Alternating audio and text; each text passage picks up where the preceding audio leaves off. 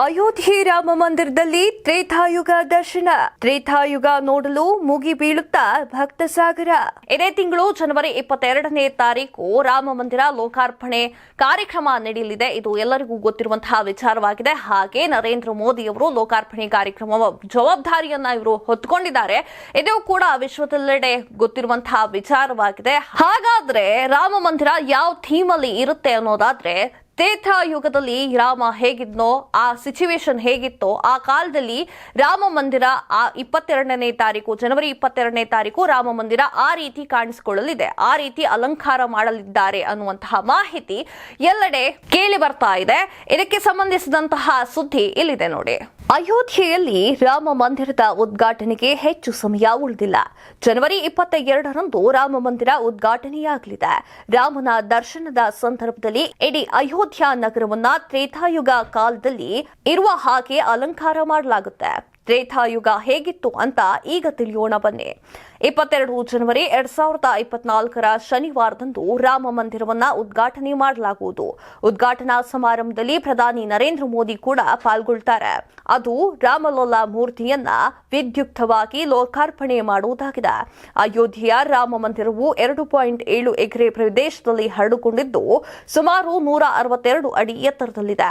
ಶ್ರೀರಾಮನ ಮುಖ್ಯ ದೇವಾಲಯವನ್ನ ಹೊರತುಪಡಿಸಿ ದೇವಾಲಯದ ಸಂಕೀರ್ಣದಲ್ಲಿರುವ 6 ದೇವಾಲಯಗಳನ್ನ ನಿರ್ಮಾಣ ಮಾಡಲಾಗಿದೆ. ದೇವಾಲಯದ ಮುಖ್ಯ ದ್ವಾರವನ್ನ ಸಿಂಧ್ಗಾರ ಅಂತ ಕರೆಯಲಾಗ್ತಾ ಇದೆ. ಮಂದಿರ ನಿರ್ಮಾಣದ ಜೊತೆಗೆ ಇಡೀ ಅಯೋಧ್ಯ ನಗರವನ್ನ ಅಲಂಕರಿಸುವ ಕೆಲಸಗಳು ನಡೀತಾ ಇದೆ. ಅಯೋಧ್ಯ ನಗರವನ್ನ ತ್ರೇತಾಯುಗದ ಶೈಲಿಯಲ್ಲಿ ಅಲಂಕಾರ ಮಾಡಲಾಗ್ತಾ ಇದೆ. ರಾಮನು ತ್ರೇತಾಯುಗದಲ್ಲಿ ಜನಿಸಿದ ಕಾರಣ ಪ್ರಾಚೀನ ನಗರವನ್ನ ತ್ರೇತಾಯುಗದ ಮಾದರಿಯಲ್ಲಿ ಅಲಂಕಾರ ಮಾಡಲಾಗ್ತಾ ಇದೆ. ಶ್ರೀ ರಾಮಚಂದ್ರನು ಸೂರ್ಯ ವಂಶದ ರಾಜನಾಗಿದ್ರು. ಈ ಕಾರಣಕ್ಕಾಗಿ ರಸ್ತೆಯ ಇಕ್ಕೆಲಗಳಲ್ಲಿ ಸೂರ್ಯಸ್ತಂಭ ಅಥವಾ ಸೂರ್ಯನ ಆಕಾರದಲ್ಲಿ ನಿರ್ಮಿಸಿದ ಕಂಬವನ್ನ ಅಳವಡಿಸಲಾಗಿದೆ. ರಾಮ ಮಂದಿರಕ್ಕೆ ಹೋಗುವ ರಸ್ತೆಗೆ ಧರ್ಮಪಥ್ ಅಂತ ಕರೆಯಲಾಗಿದೆ. ಯಾಘಾಟ್ನಿಂದ ಸಾದತ್ ಗಂಜ್ಗೆ ಹೋಗುವ ರಸ್ತೆಯ ಮಾರ್ಗಗಳ 2 ಬದಿಯ ಗೋಡೆಗಳ ಮೇಲೆ ರಾಮಾಯಣದ ವಿವಿಧ ಚಿತ್ರವನ್ನ ಚಿತ್ರೀಕರಣ ಮಾಡಲಾಗಿದೆ. ಆ ಗೋಡೆಗಳ ಮೇಲೆ ಕಲಾಕೃತಿಯಲ್ಲಿ ರಾಮಾಯಣ ಚಿತ್ರವನ್ನ ಚಿತ್ರಿಸಲಾಗಿದೆ. ಹೊಳೆಯುವ ಅಯೋಧ್ಯೆಯು ಈಗ ವರ್ಣಚಿತ್ರಗಳಿಂದ ತುಂಬಿಕೊಂಡಿದೆ. ಹಾಗಾದ್ರೆ ತ್ರೇತಾಯುಗ ಹೇಗಿತ್ತು? ಹಿಂದೂ ಧರ್ಮದ ಪ್ರಕಾರ ಮಹಾಕಾಲವು 4 ಯುಗವನ್ನ ಹೊಂದಿದೆ. ಸತ್ಯಯುಗ, ತ್ರೇತಾಯುಗ, ದ್ವಾಪರ ಯುಗ ಮತ್ತು ಕಲಿಯುಗ.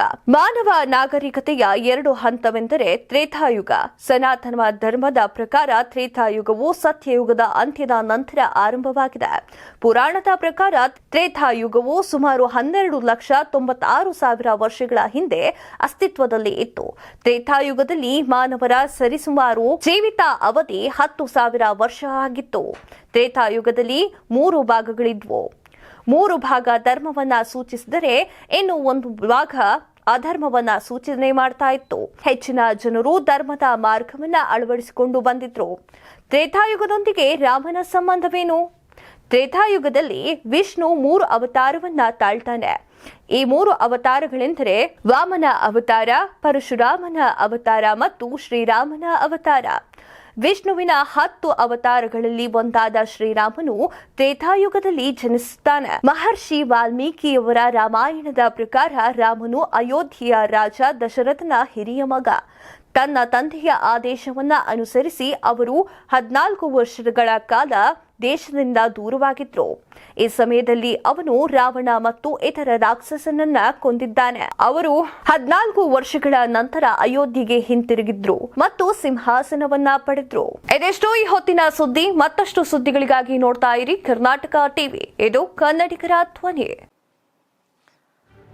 ಈ ಭೂಮಿ ಮೇಲೆ ತಾನಷ್ಟೇ ಉದ್ಧಾರ ಆದ್ರೆ ಸಾಕು, ಬೇರೆಯವ್ರನ್ನ ಬೆಳೆಸೋ ಉಸಾಬರಿ ನಮ್ಗ್ಯಾಕೆ ಅನ್ನೋರ್ ಸಂಖ್ಯೆನೇ ಜಾಸ್ತಿ. ಆದ್ರೆ ಕೆಲವರು ಮಾತ್ರ ತಾನು ಬೆಳೆಯೋದ್ರ ಜೊತೆಗೆ ತನ್ನವರನ್ನು ಕೂಡ ಬೆಳೆಸ್ತಾರೆ. ತಮಗಿಂತ ಎತ್ತರಕ್ಕೆ ಬೆಳೆಯೋಕೆ ಬೆಳಕಾಗ್ತಾರೆ. ಸಾಧಿಸುವ ಗುರಿ ಇದ್ದವ್ರಿಗೆ ದಾರಿದೀಪ ಆಗ್ತಾರೆ.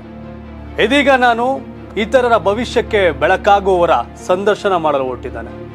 ಮಿಸ್ ಮಾಡದೆ ನೋಡಿ ಕರ್ನಾಟಕ ಟಿವಿ ದಾರಿದೀಪ.